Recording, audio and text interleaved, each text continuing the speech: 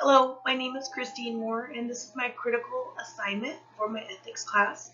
Please excuse my voice. I've been sick for about a week and a half, and my voice is finally here as of today. In this PowerPoint, I'm using an example of an officer-involved shooting that occurred in October. There will be recordings where you can hear the intensity of the incident, the emotion of the deputies in the field. I'm very proud to have worked this incident. I'm very, very grateful my deputy made it out alive. I'm also very grateful that the suspect made it out alive. However, both were injured. Our class textbook describes ethics as known as a moral philosophy and a branch of philosophy concerned with the study of questions of right and wrong. We are often asked at work for our interview questions, what is integrity? Integrity is doing the right thing even when nobody is looking. I believe that ethics is exactly the same as that. You're doing the right thing, and the only person you're going to have to answer to is God. As long as you're making those decisions on your morals and your teachings and your training, you should be good with those decisions. If any one of those things aren't there, then the decision to do use of force probably shouldn't be made at that time. This is a picture that I have of my own. This is a perfect picture of the use of force, both lethal and non-lethal. Fortunately, in this incident, we used non-lethal. We used beanbags or 40s to detain a subject who was armed with a knife who had actually cut their own throats. This slide is a copy and paste or a cutout from the Desert Sun newspaper article that talked about our officer-involved shooting. The officer walked up onto this car to make contact with two subjects inside the car. The two subjects were known or possibly thought to have stolen the vehicle that they were in.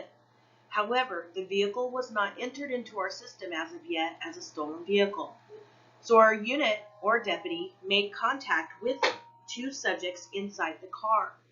The two subjects inside the car provided, one, a good name for the passenger, and two, the driver provided a wrong name.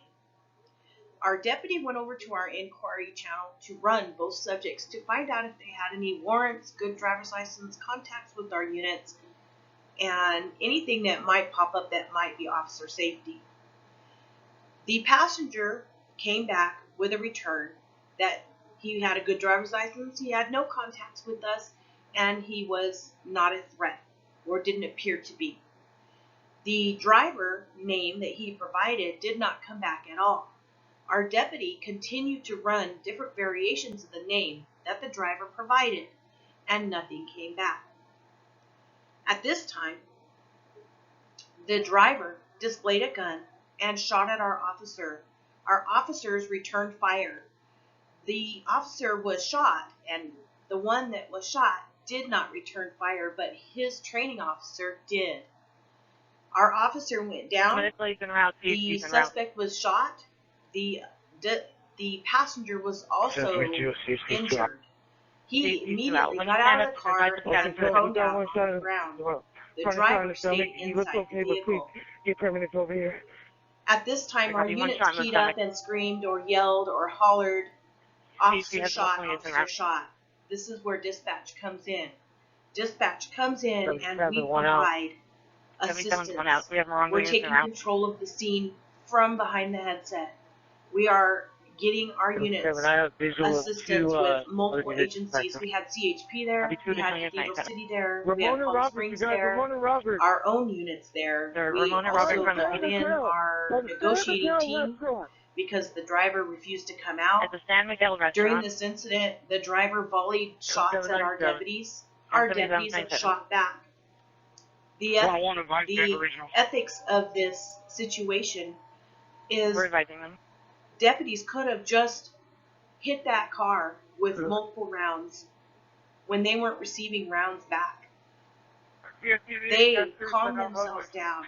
We took control of the scene. We cleared the surrounding areas, including the Domino's pizza that was behind us, that their employees were looking in the mirror, looking out the windows at our deputies watching the scene unfold.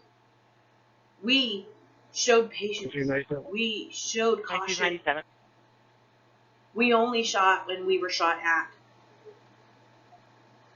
Ultimately, the last volley, the suspect had been shot 13 times, and he was bleeding profusely. He ended up getting out of his car and proning out on the ground. At that time, our deputies ran up to him and provided him care. They provided him medical services. He was later transported to the hospital along with our deputy that was transported in one of our units. Our sergeant picked him up, put him in a unit, and drove Code 3 to the hospital with an additional partner. The irony of this is that our deputy was on the floor, I believe it was ICU, along with the suspect, who was also on the same floor, 2 rooms down. Both made it out of the hospital. One, unfortunately, went to jail, or is still in jail. And our deputy went home, for his life was forever changed. This deputy was on his very first day of being on his own after completing the training officer program. Very proud of my department. I'm very proud to have been involved in this. It breaks my heart that my deputy was shot, but it also brings me joy that he made it out alive.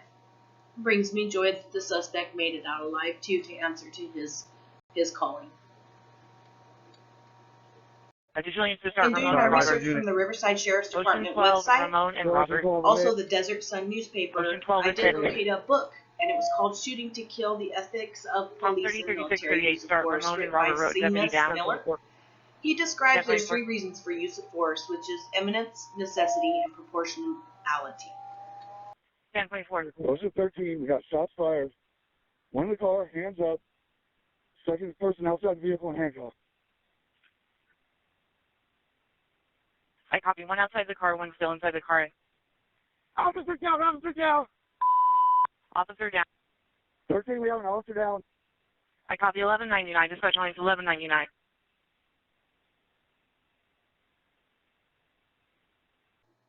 Eminence means the immediate threat to life.